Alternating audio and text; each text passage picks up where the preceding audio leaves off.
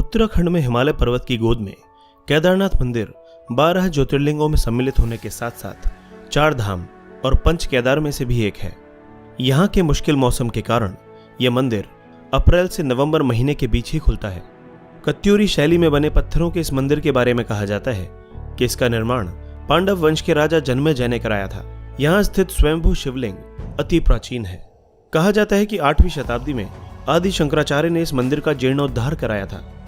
जून 2013 के दौरान भारत के उत्तराखंड और हिमाचल प्रदेश राज्यों में अचानक आई बाढ़ और भूस्खलन के कारण केदारनाथ सबसे अधिक प्रभावित रहा। इस ऐतिहासिक मंदिर का मुख्य हिस्सा और सदियों पुराना गुंबद सुरक्षित रहा, लेकिन मंदिर का प्रवेश द्वार और उसके आसपास का इलाका पूरी तरह तबाह हो गया। केदारनाथ मंदिर समुद्र तल से 11,755 फीट की ऊंचाई पर स्थित है। दोस्तों, अब जान लेते हैं कि किस तरह 400 सालों तक केदारनाथ मंदिर बर्फ में दबा रहा और इसका इस मंदिर पर क्या असर पड़ा। वैज्ञानिकों के अनुसार केदारनाथ मंदिर 400 सालों तक बर्फ में दबा रहा, फिर भी इस मंदिर को कुछ नहीं हुआ। इसीलिए 2013 में आई जल प्रलय के दौरान इस मंदिर के सुरक्षित रह जाने से वैज्ञानिकों को कोई हैरानी नहीं हुई। देहरादून के वाडिया इंस्टीट्यूट के हिमालयन जियोलॉजिकल वैज्ञानिक विजय जोशी ने कहा कि 400 साल तक केदारनाथ के मंदिर के बर्फ के अंदर दबे रहने के बावजूद यह मंदिर सुरक्षित रहा, लेकिन जब बर्फ पीछे हटी तो उसके हटने के निशान मंदिर में मौजूद थे, जिसकी वैज्ञानिकों ने स्टडी की। उसी के आधार पर यह पता लगा कि यह मंदिर 400 सालों तक बर्फ में दबा हुआ था। जोशी कहते हैं कि 13वीं से 17वीं शताब्दी तक यानी 400 साल तक एक छोटा हिमयुग आया था, जिसमें हिमालय का एक बड़ा क्षेत्र बर्फ के अंदर दब गया था।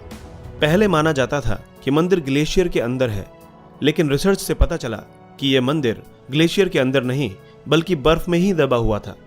वैज्ञानिकों के अनुसार मंदिर की दीवार और पत्थरों पर आज भी इसके निशान हैं। ये निशान ग्लेशियर की रगड़ से बने हैं। ग्लेशियर हर वक्त खिसकते रहते हैं। वे न सिर्फ खिसकते हैं बल्कि उनके साथ उनका वजन भी होता है और साथ ही कई चट्टानें भी उनके साथ होती हैं, जिसके कारण उनके मार्ग में आई हर वस्तु रगड़ खाती हुई चली जाती है। जब 400 साल तक मंदिर बर्फ में दबा रहा होगा तो सोचिए मंदिर ने इस ग्लेशियर के बर्फ और पत्थरों की रगड़ को कितना झेला होगा। वैज्ञानिकों के अनुसार मंदिर के अंदर भी इसके निशान दिखाई देते हैं। बाहर की ओर की दीवारों पर पत्थरों की रगड़ दिखती है तो अंदर की दीवारों पर पत्थर समतल हैं, जैसे उनकी पॉलिश की गई हो। एक मत के अनुसार विक्रम संवत 1076 से 1099 तक राज करने वाले मालवा के राजा भोज ने इस मंदिर का निर्माण करवाया था, लेकिन कुछ लोगों के अनुसार यह मंदिर 8वीं शताब्दी में आदि शंकराचार्य ने बनवाया था। बताया जाता है कि मौजूदा केदारनाथ मंदिर के ठीक पीछे पांडवों ने एक मंदिर बनवाया था, लेकिन यह मंदिर वक्त के थपेड़ों की मार नहीं झेल सका।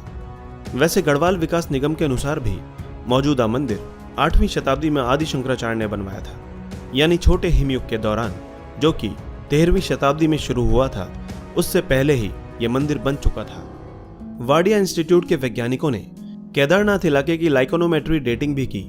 इस तकनीक से शैवाल और उसके कवक को मिलाकर उनके समय का अनुमान लगाया जाता है। इस तकनीक के अनुसार केदारनाथ के इलाके में ग्लेशियर का निर्माण 14वीं सदी के मध्य में शुरू हुआ और इस घाटी में ग्लेशियर बनना 1748 ईस्वी तक जारी रहा, यानी तकरीबन 400 सालों तक। जोशी ने कहा कि सबसे बड़ी बात यह है कि लाखों साल पहले चोराबारी ग्लेशियर के पीछे हटने से केदार घाटी बनी।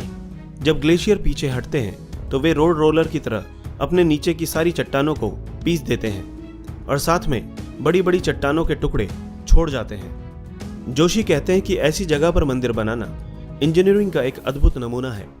उन्होंने एक ऐसी जगह और एक ऐसा सेफ मंदिर बनाया कि आज तक उसे कुछ नुकसान नहीं हुआ। वैज्ञानिक डॉक्टर R.K. डोभाल भी इस बात को मानते हैं कि यह मंदिर बहुत ही मजबूती से बनाया गया है। केदारनाथ मंदिर 85 फीट ऊंचा, 187 फीट लंबा और 80 फीट चौड़ा है। इसकी दीवारें 12 फीट मोटी हैं और बेहद मजबूत पत्थरों से बनाई गई है। मंदिर को 6 फीट ऊंचे चबूतरे पर खड़ा किया गया है। यह भी एक हैरान करने वाली बात है कि इतने भारी भरकम पत्थरों को इतनी ऊंचाई पर लाकर और तराशकर कैसे एक मंदिर की शक्ल दी गई होगी। जानकारों का मानना है कि पत्थरों को एक दूसरे से जोड़ने के लिए इंटरलॉकिंग तकनीक का इस्तेमाल किया गया था। इसी वजह से यह मंदिर एक भूकंपरोधी इमारत में तब्दील हो गया। ये मजबूती और तकनीक ही मंदिर को नदी के बीचों बीच खड़े रखने में कामयाब हुई।